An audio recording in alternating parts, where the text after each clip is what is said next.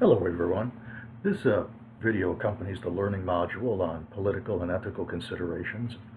I'd like to talk about politics and ethics and the way they can intersect in human subjects research.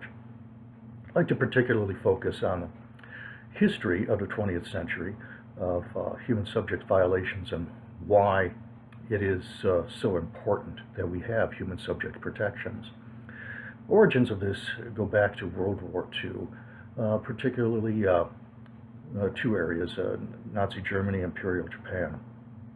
The Nuremberg trials, which took place following World War II, concerned the treatment of political prisoners, prisoners of war, concentration camp prisoners who were subjected to life-threatening experiments in Nazi concentration camps.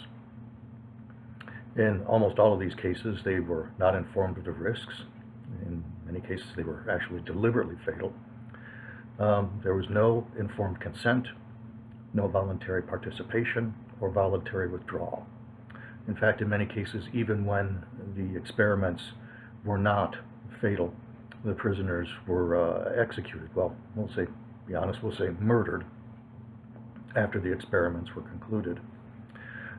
Many of these involved some things that we think have absolutely no scientific basis, such as how to change eye color. Others, for example, were designed to test survivability at high altitude. This was considered important for the Luftwaffe. Ability to survive in cold water immersion, which was also considered important by the Luftwaffe for their operations in the Northern Atlantic. In many of these cases, people were put in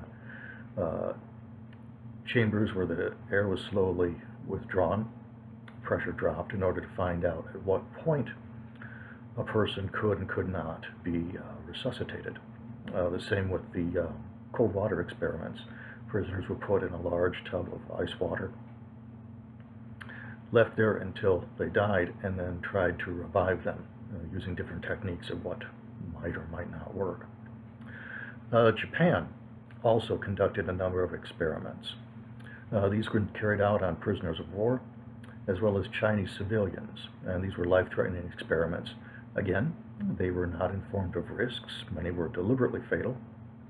No informed consent, voluntary participation, voluntary withdrawal.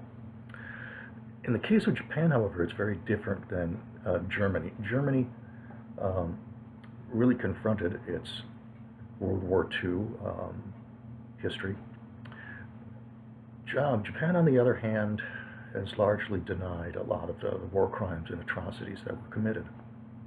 In fact, it wasn't until August of 2002 when a Tokyo District Court judge made as a finding of fact that Japan had conducted biological warfare in China during World War II. It wasn't until August of 2002 that the Japanese government officially acknowledged this. These experiments took place in a germ warfare group named Unit 731, operated in China from 1937 to 1945. If you get a chance, look up on the library or look up on the internet. Be careful of your sources. We all know the internet there's a good, bad, and the ugly. But if you get a chance, look up Unit 731. It is a fascinating and disturbing story.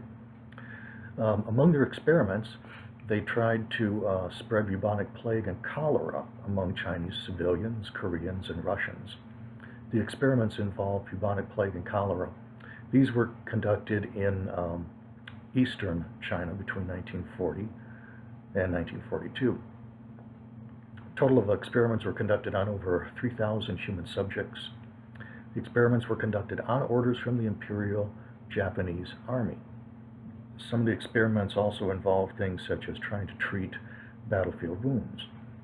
So an individual subject would be shot, then the wound contaminated in order to examine bacterial infection and spread, and then try to see how long it would take for the individual to die, or what methods could be used to treat them.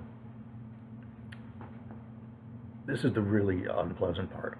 from the time they were shot until the time they died. There was no anesthesia. They were fully conscious, fully aware of what was going on. In fact, in many cases, and this is especially heinous, the individuals were dissected, but the Japanese physicians conducting the dissections did not want to kill the victims, the subjects, or offer any kind of anesthesia. They were concerned that it would invalidate the results. So in many of these cases, the subjects were dissected while they were still alive, fully conscious, no anesthesia. We can only imagine the horror those poor individuals must have gone through. Unlike Nazi Germany, the members of Unit 731 avoided trial as war criminals. The general commanding the unit secreted away, hid all the data. The Allies were particularly interested in getting some of this data because some of it did influence and could help survivability of service members, battlefield wounds, etc. They were very eager to get their hands on that data. So the American government, occupying government at the time, made a deal with the commanding general. He would turn over the data, and he and none of the other units, the members of Unit 731, were prosecuted. And that's exactly what happened. In fact, one thinks this is almost a sick joke. That general later went on to become the head of the Red Cross in Japan. I think this is what one refers to as a deal with the devil. There's concern still about how high up in the Japanese government people were aware. The Emperor Hirohito's uncle was in overall command of the army unit, the army group, the larger army group, in which Unit 731 was embedded. It's almost certain that he knew what was going on.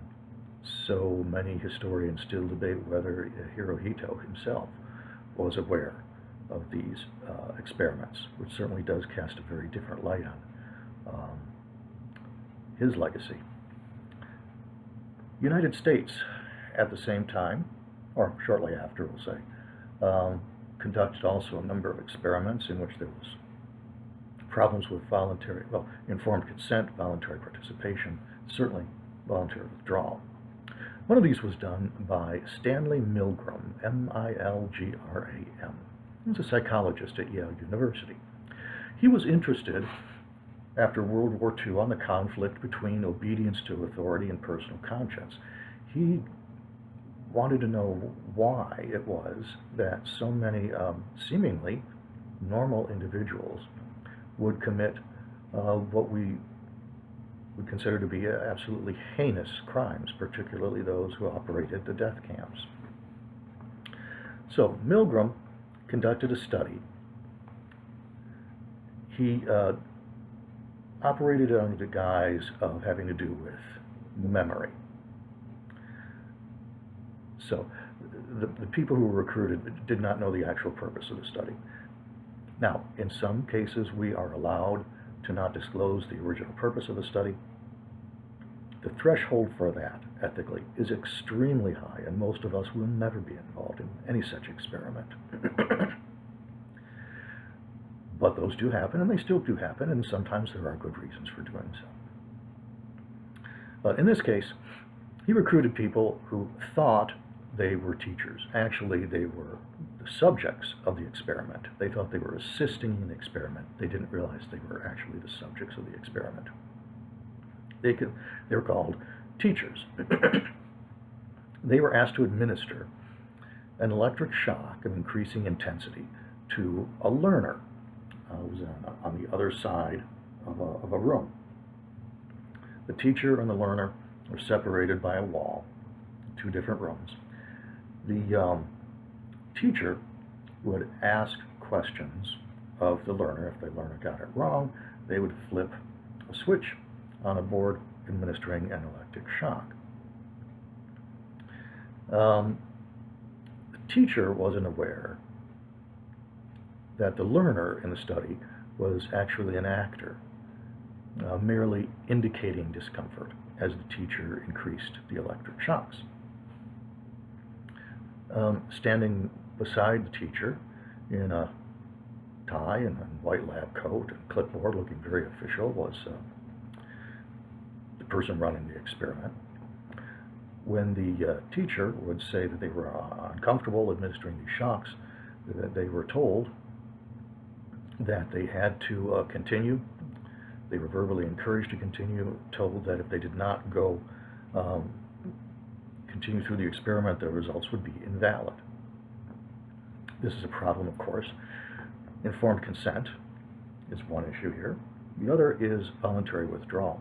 They were unduly pressured to continue participating in the experiment, even when they said they didn't want to.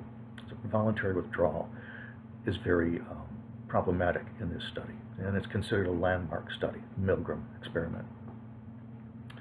What's equally disturbing is that 60% of the teachers, really the subjects, obeyed orders to punish the learner up to the very end of the 450 volt scale. Okay, that's 450 volts. No subject stopped before reaching 300 volts. Now, I'm not sure what these wall outlets are. I think they're about 110. I don't know if any of you have been zapped or buzzed by one of those. 110 volts, that really hurts.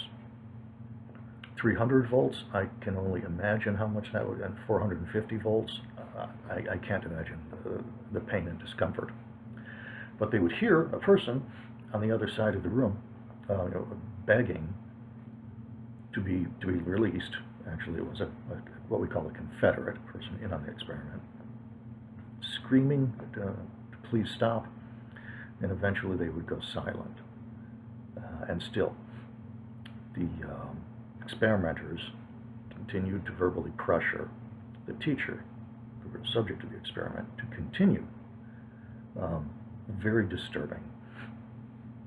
There were also experiments during the United States Cold War, post-World War II era. Some of these you can look up yourselves.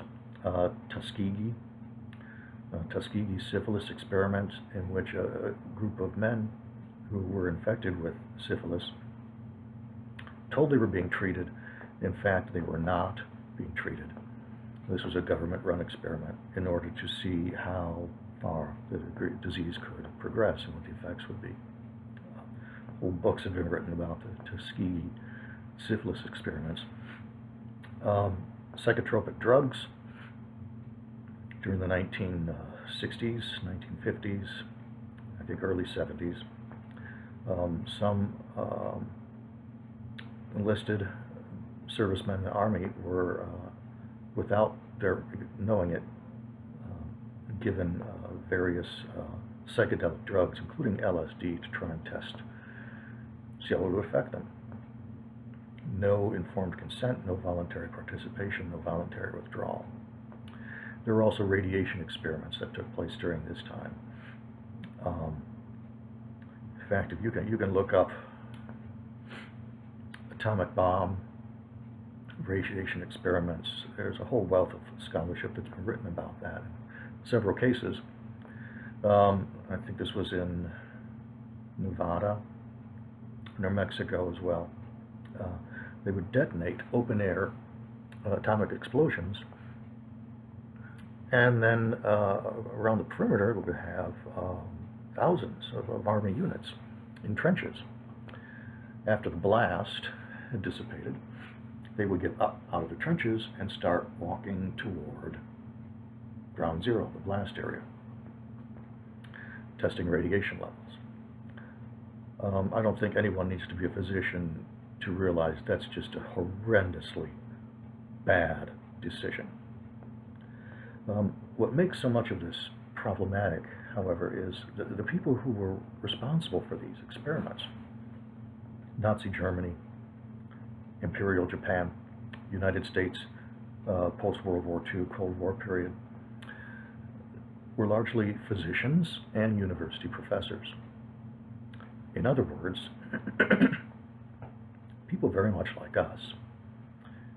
We like to think because we are well educated and in positions of social authority and respect, that these individuals would be above that kind of behavior. Unfortunately, it's not. They were people largely like us, which is why it is so important that any course that teaches social science research, or research of any kind, whether it's qualitative, quantitative, mixed methods, every course in every college, whether it's College of Education, sociology, history, medicine, have a component on treating human subjects ethically, ethics. And that's why it has been so important. We have laws, of course. Many people like to think that the purposes of these laws, the human subjects laws, informed consent, voluntary participation, voluntary withdrawal, are there to protect us from liability. That is not why those policies and laws exist. The policies and laws are there to protect the human subjects, particularly to make sure that people are treated as an end, not as a means to an end. Now, inevitably, when we get into social science research, it's impossible to separate politics from it. When we study education, for example, we unavoidably study issues such as gender, power relations, language, ethnicity, sexuality, class. All of these are incredibly politically loaded subjects. Some, such as Michael Apple, a critical theorist, argues that one of the goals of the researcher should be what he calls emancipatory social transformation, that the purpose of the researcher should be to address issues that have social importance in order to make society better, and that we should intentionally try and engage in research that will have a meaningful impact and try to make society better, address social problems, make life better for people, particularly uplifting them in terms of poverty limitations.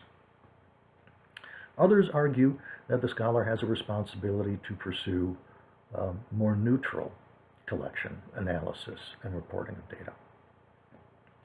Now, these are two very different ends, bookends, we could say, a spectrum, more or less. You're going to have to decide for yourself where you stand on those issues. There's also the issue of self-preservation. Some topics may be too controversial for the scholar to approach.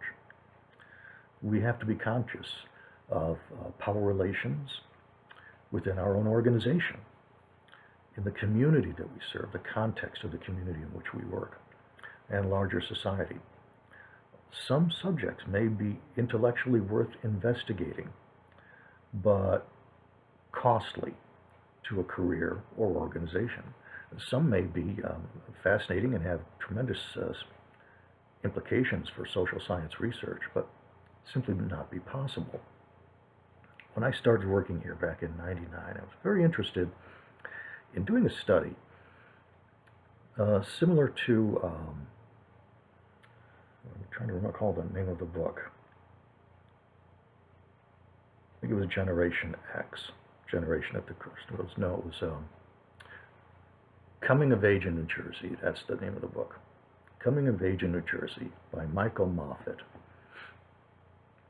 Michael Moffitt did a study of residence hall life based on participant observation and interviews, largely participant observation, in, I believe, late 70s, maybe very early 80s, probably late 70s, at Rutgers University in New Jersey. That's the State University of New Jersey.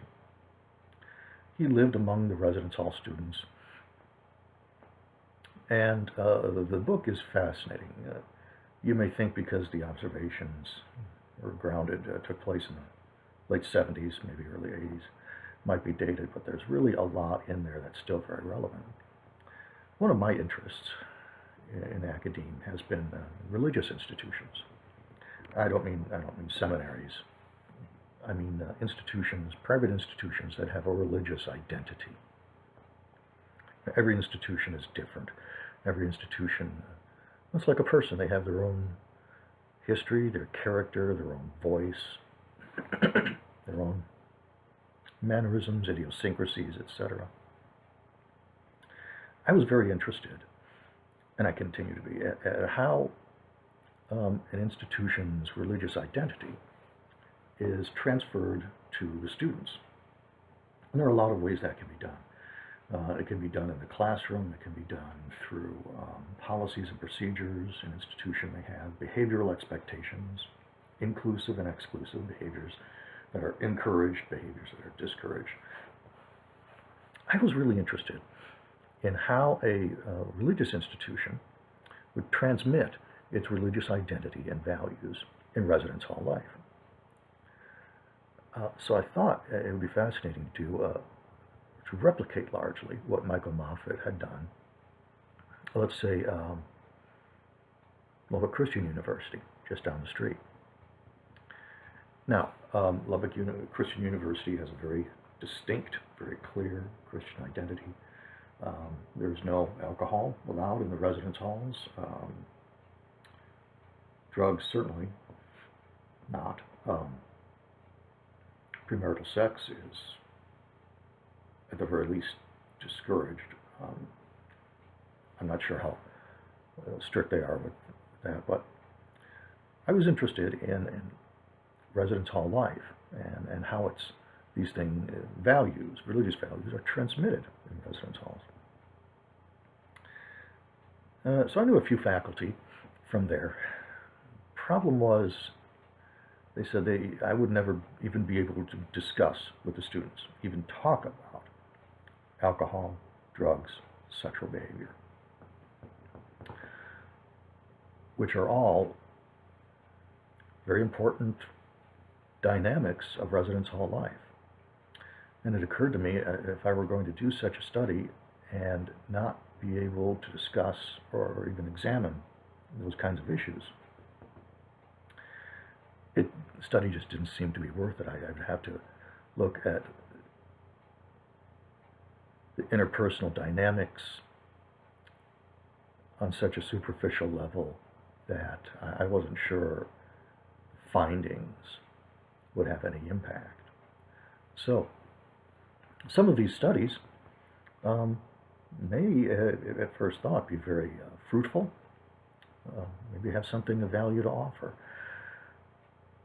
Problem is, they may not be possible to conduct, or they could be conducted at great expense of one's own career. So we have to be aware of these things.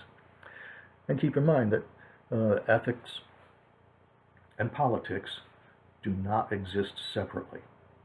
There is an intersection between the two. In fact, one could almost say they're intertwined. But it's important to keep in mind that these do not exist separately. So when we have to think about ethics, we also have to consider politics.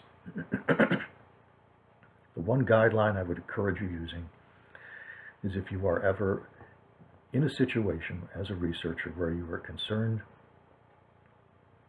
about something that you think is unethical, return to what I call your default role. We have a lot of roles we play in life. Researcher, teacher, mentor, etc. When conducting social science research, we have our role as a researcher, but we also have our role as a citizen, as a member of our community. If you are concerned about something, probably best to reconnect with your role as a citizen and take the higher road in terms of ethics. I'll give you a few examples of what I mean by those. These were topics I used to use as exercises in the class. And in many of these cases, there isn't a really clear right-wrong answer, but it does give us things to consider. Here's one scenario you could consider. And if you want, you can use these as part of your discussions on your discussion logs for this week. Say you're a research team investigating study skills among undergraduate chemistry students. You've arranged to interview each of your participants 5 times over the course of the semester. After the 3rd series of interviews, your group begins a preliminary analysis of findings, and you uncover evidence that a cheating ring exists based on interviews from several of your subjects. What options are available to you? What are the possible outcomes of your actions? And don't think that's an impossible scenario. So those kinds of scenarios do happen. Another idea to consider. You're a research team preparing a biography of a former university president.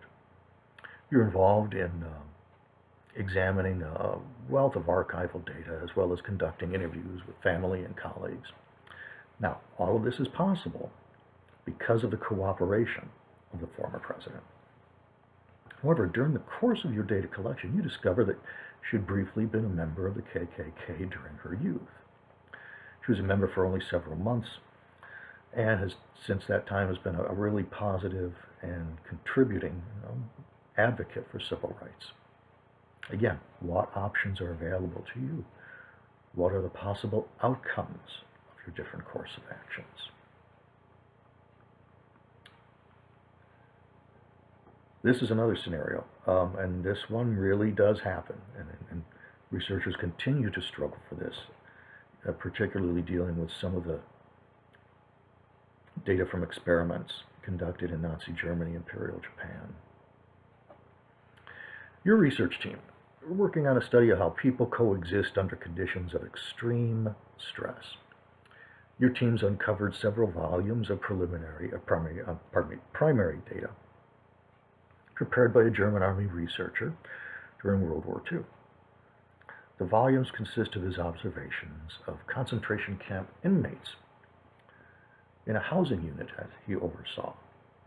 They contain a wealth of information about their daily activities and interactions. After examining the data, you conclude it was collected without their knowledge or consent. Sure, that would be the norm in most of those experiments. You also discover that all the subjects, the prisoners, were executed shortly after the final observations were conducted. With this in mind, do you analyze and publish the data?